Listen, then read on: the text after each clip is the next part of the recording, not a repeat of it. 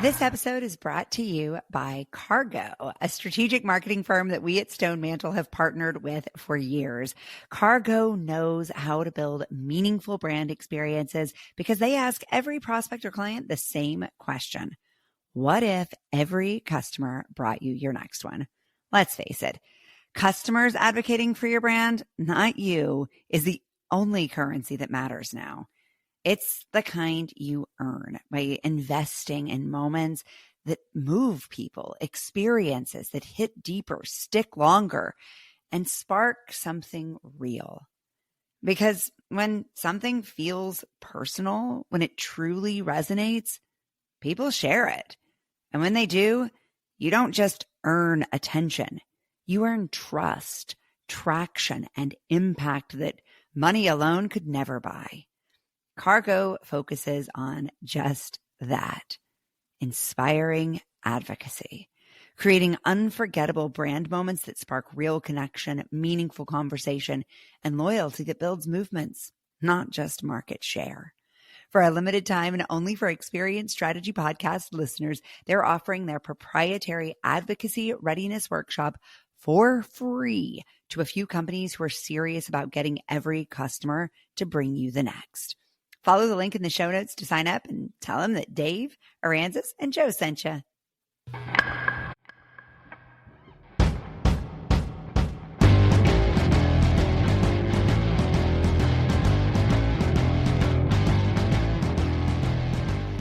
Welcome to the Experience Strategy Podcast with Joe Pine, author of The Experience Economy, Dave Norton, an experienced futurist and founder of Stone Mantle, and me, Aranza Savas, an expert in coaching, motivation, and behavior change. Each week, we bring you a trending story from the news and share our hot takes. This week, we are headed over to Ad Week, and the article is titled Uber Drives Home, they're clever, the power of showing up in new On Our Way ad. This is written by Sydney Lee, published August 26th. The article reports on Uber's new 60-second spot, the latest installment of their On Our Way campaign. It was launched during the 2024 Paris Olympics. The ad, which they created in-house, shows just common excuses for missing experiences, being crossed out and replaced with positive actions, just showing how Uber is going to help people show up for important moments in their lives, whether it's a graduation or just an everyday meeting with a grandparent. According to their VP of Global Marketing, the campaign's goal is to highlight the company's reliability and dependability by showcasing how this entire ecosystem that Uber's created enables people to show up for the moments that matter.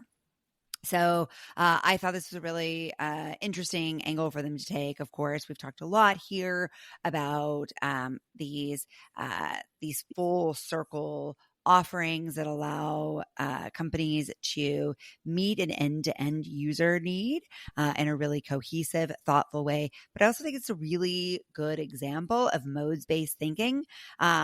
And need-based orientation to product marketing.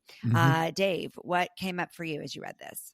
You know, it's great storytelling, and even though we're not big fans of advertising per se, we are big fans of fans of advertising. We're not it's just fans. Not what we're focused on. It's not what we're focused on. Okay. I'm not a big fan, period. Sorry. I'm a fan.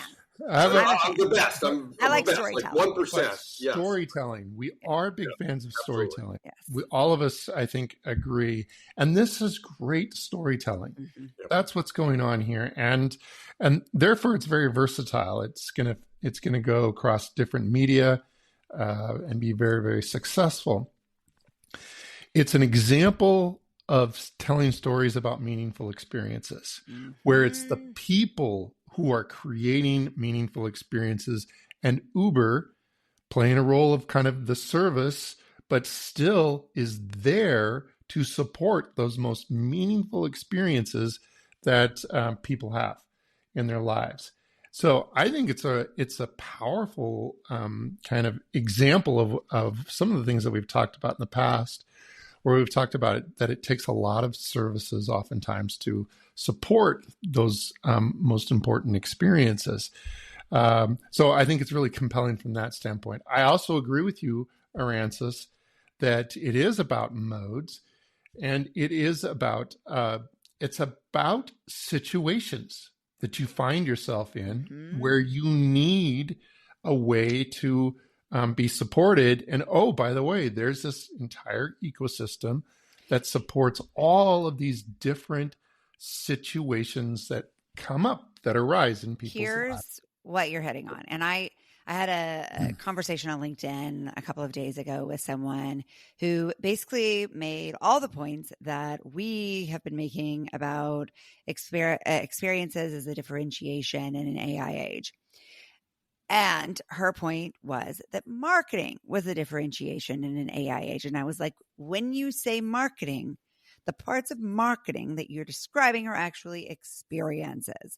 And that's what I see here. So to your point, Uber is a service. Mm-hmm. They have done some work in experiences, but largely it is a service. Yep. And it's a useful service. How are you going to tell a differentiating value story about a service? Through an experience. And that's what I like so much about this, is that they're showing how experience is actually the reason you would buy the service. Mm-hmm. Yeah. What's interesting is that they, to me anyway, is that not only is a service, they're leaning on the serviceness of Uber in this commercial, in the whole campagn. As an enabler for experience. Dependability and reliability, right? So this is just like down the plate service as you can get.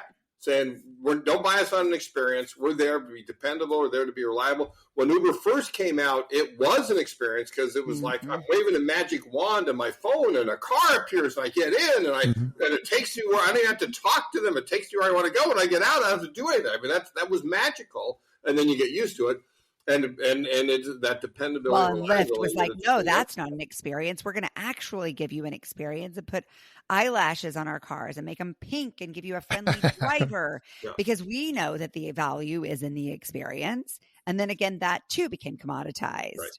Quirky's not an experience. But what they do is they enable the human experience. Right? They enable the human experiences, connecting people to places, connecting people to the people that are in those places. Connecting them to food in one aspect of it, sure. At least in the ad, it is very well done. They're telling the stories, and very quickly. It is amazing in today's age how quickly you can grasp a story with 3 seconds of video that they go through that and say, "Hey, we're here to support you in doing this." To me, the big lesson here, though, is for brands that are principally in a commoditized industry, to look at the opportunity to position themselves as enabling experience. Right. I think that is really interesting and really powerful. And that's exactly what they've done here. They've said, yeah, we're not an experience. Our job is to be really good at a service. But you know what that service is really valuable for? Giving you an experience, because we know that that's what you're actually paying for. And I'm thinking about endless businesses that could tell a similar story, but frankly aren't. They're still so stuck on, we're going to do it faster. Well, the irony is that there's one industry that almost always kind of tells this story, and that's the insurance industry. It's very much about the situation that you find yourself in, and all of a sudden you need this service. You know why that happened, though? It's because one brand did it. Yeah, like Progressive. Right. And then everybody else was like, in the same way that like in the diet industry, we had one lever to pull for innovation because it was the only thing that worked, which was a new program to give people a new sense of hope.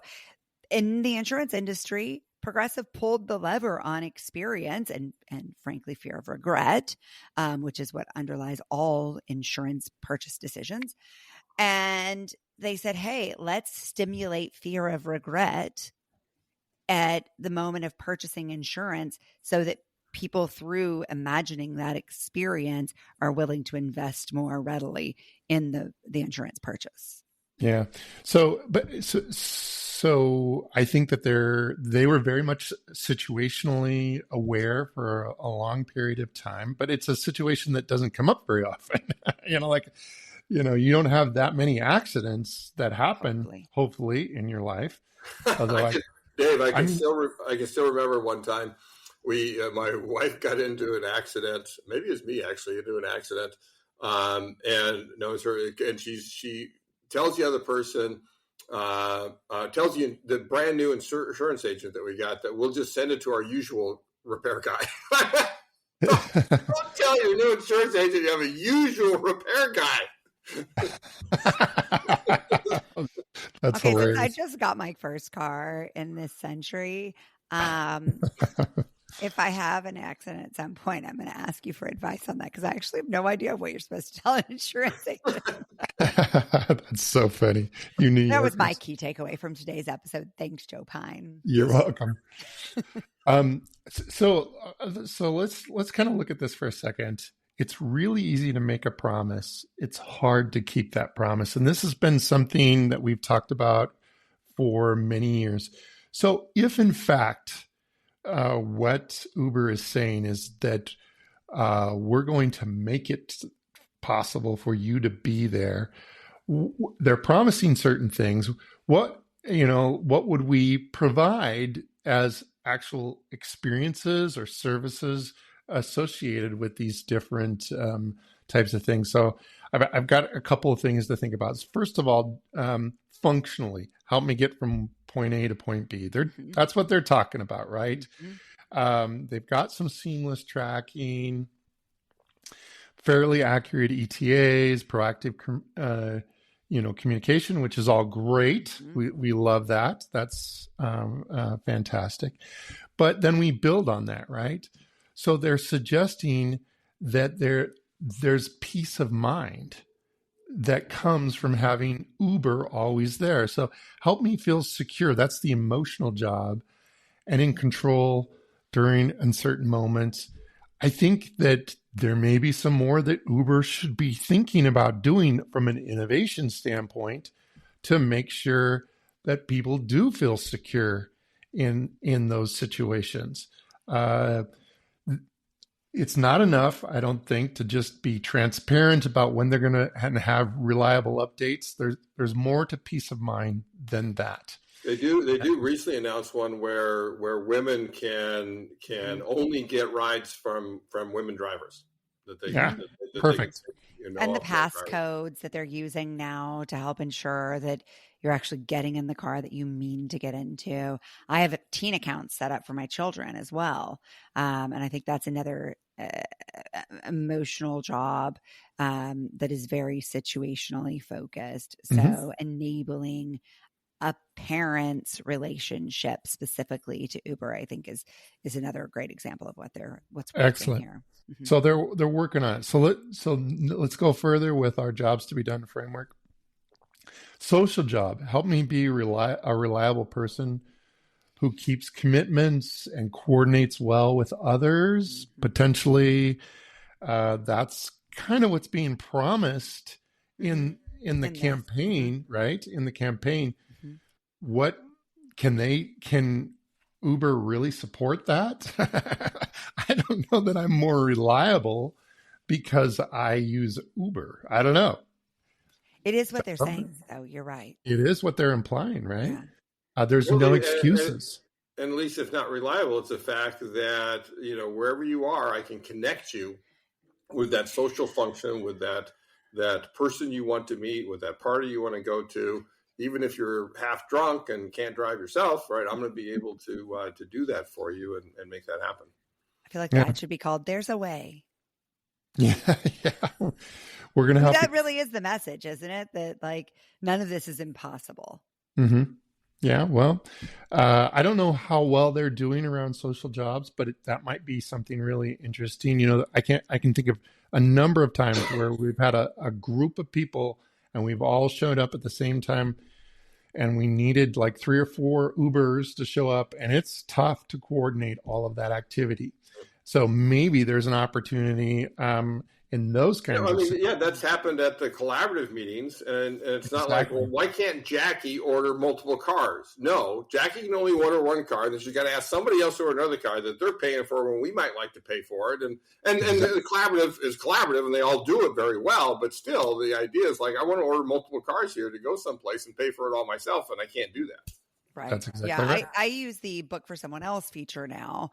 But that is, again, for the teen account. And it'd be interesting, too, if you could do a book for me and book for someone else simultaneously. Yeah, at least that.